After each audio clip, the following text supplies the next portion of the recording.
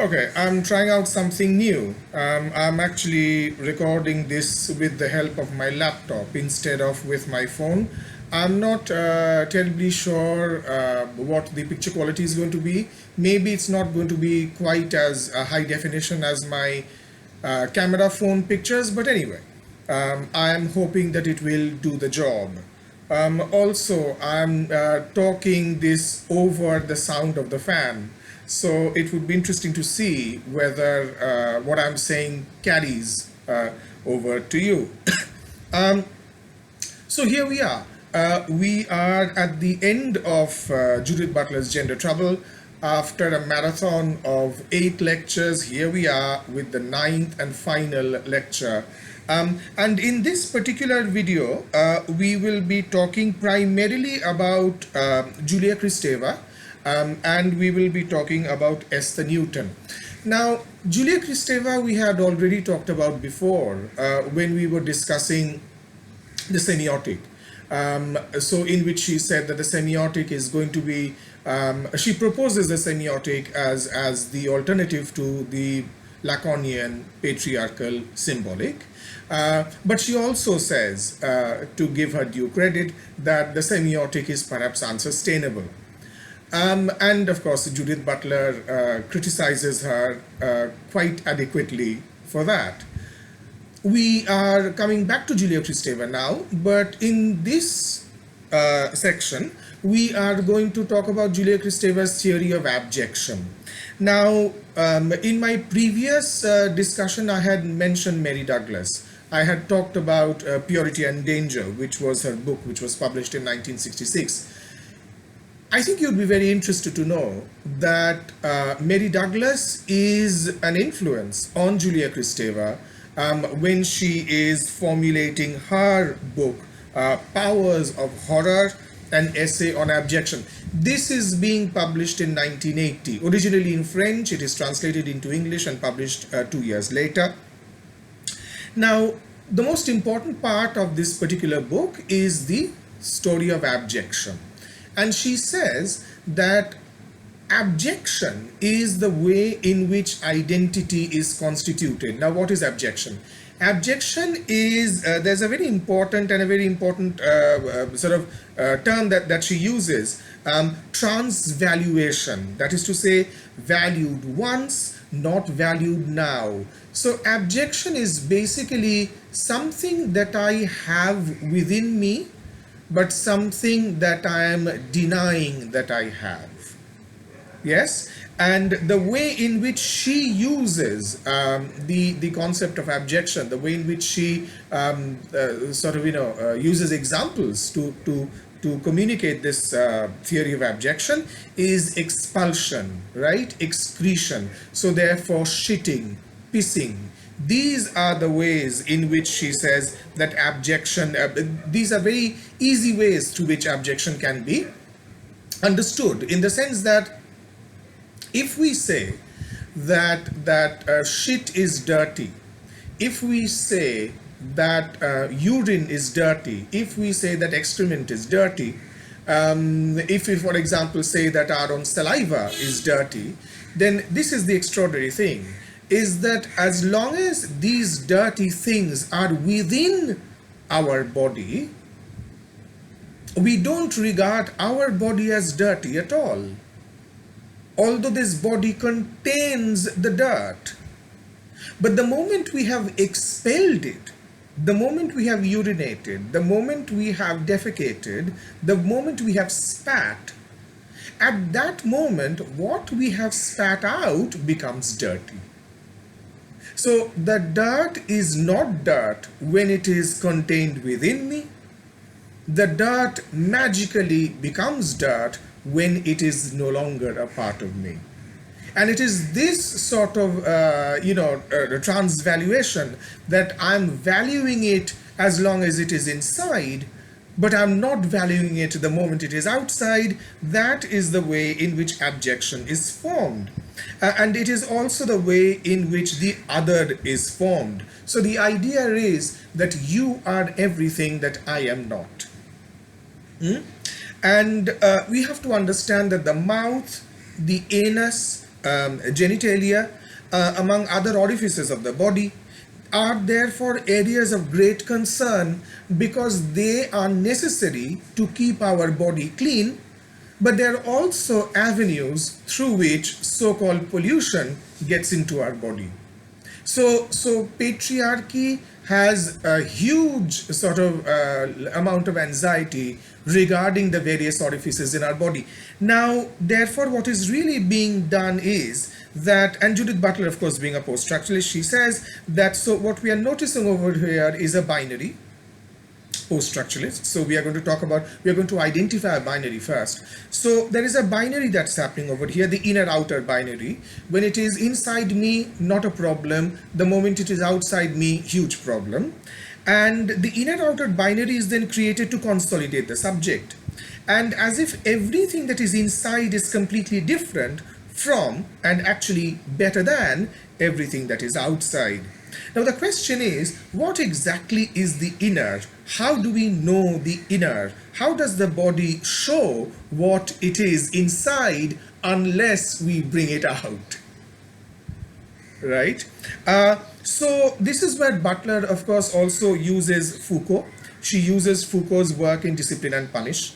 And she says that this is what Foucault does. Foucault shows how the law itself, through its application on the criminal body, constructs the criminal. So the criminal body becomes so only through the application of the law on it, because otherwise, how can one see law?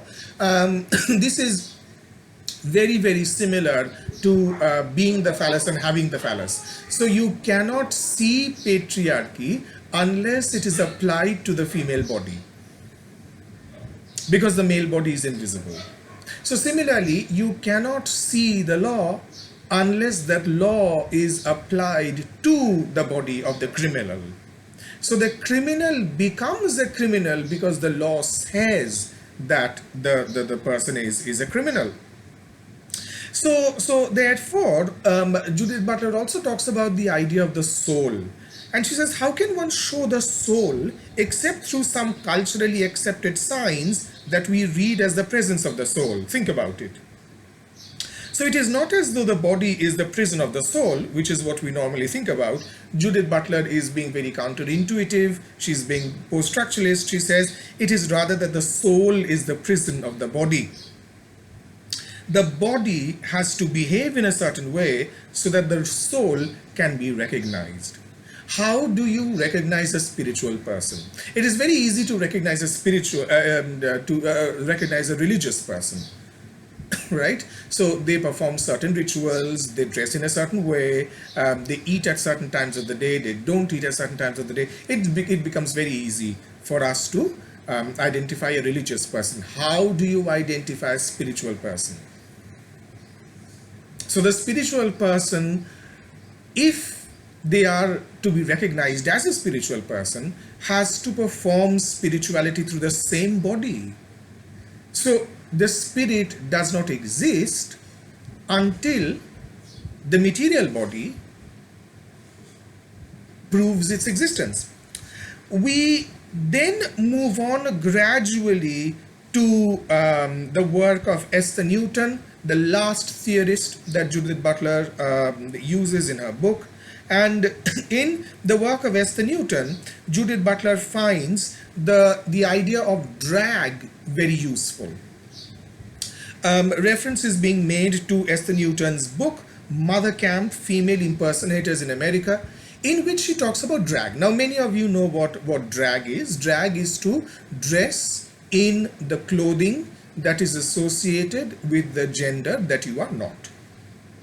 And she uses the idea of drag by basically saying that gender impersonation reveals how there is no gender core, and gender is not expressive of some inner identity. Gender is always on the outside. There is no inner core to gender. It is the external that retroactively constructs the internal, instead of the other way out, which is that I'm feeling something inside and then I'm bringing it out. Judith Butler says, no, you are actually, you see gender in a certain way, and then you think, I want to be that gender, or society tells you to be that gender. Nothing inner about it.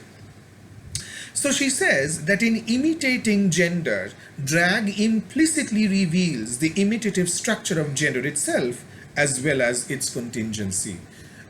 So we are absolutely coming to the end of Butler's gender trouble, in which she primarily says that gender both does and does not exist. Gender exists and doesn't exist. Gender exists as performance. Gender does not exist as an inner reality. That is broadly what she's trying to say. What she wants us to note is that there are numerous possibilities of gender proliferation far beyond the masculine-feminine binary.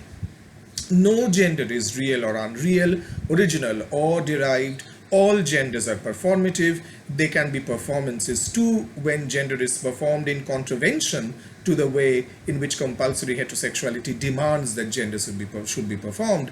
So at the end of this discussion of gender trouble, Judith Butler makes this very, very cogent and a very well argued, very carefully argued case, in which she is broadly saying that to assume that there is something called biological sex is unacceptable, that to assume that there is something called a gender core is unacceptable, that gender is always already constructed on the outside.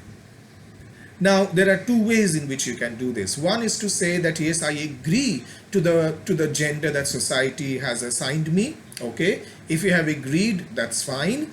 But you can also say, I disagree with the gender that society has assigned me. And if you disagree, you're absolutely fine there too. So then you will find a gender expression that is suitable to you. And this is where I would also want you to remember that just because somebody is uncomfortable being recognized as a man need not automatically mean that they will want to be recognized as a woman. Somebody is uncomfortable with being recognized as a woman need not necessarily be that they want to be recognized as a man. You can be gender fluid, you can be gender queer, which means that you can also be a gender.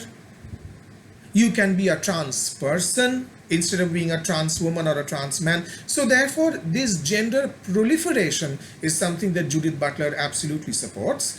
And she believes that it is this gender proliferation that may go a very long way towards destroying the gender binary that we still continue to carry in our heads.